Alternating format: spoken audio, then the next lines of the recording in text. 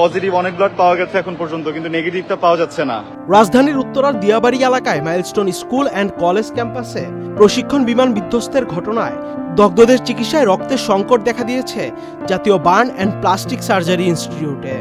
বিশেষ করে সবচেয়ে বেশি প্রয়োজন নেগেটিভ গ্রুপের রক্ত। এ অবস্থায় যাদের নেগেটিভ গ্রুপের রক্ত রয়েছে তাদেরকে জাতীয় বার্ন অ্যান্ড প্লাস্টিক সার্জারি ইনস্টিটিউটে আসার অনুরোধ জানিয়েছে হাসপাতাল কর্তৃপক্ষ।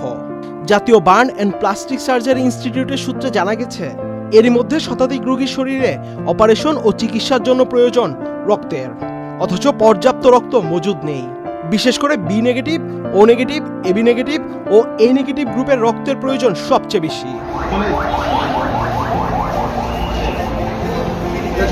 কিছুটা স্বস্তির খবর হচ্ছে, এমন পরিস্থিতিতে সকল শ্রেণী পেশার মানুষ ও সব বয়সী মানুষ স্ব-ইচ্ছায় রক্ত দিতে এগিয়ে আসছেন।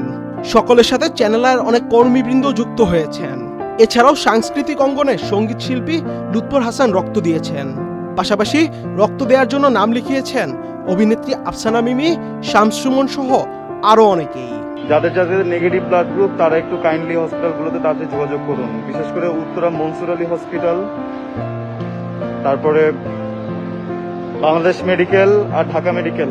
হাসপাতাল কর্তৃপক্ষ জানায়, যারা রক্ত দিতে ইচ্ছুক তারা যেন সরাসরি জাতীয় বার্ন অ্যান্ড প্লাস্টিক সার্জারি ইনস্টিটিউটের 8ম তলায় যোগাযোগ করেন।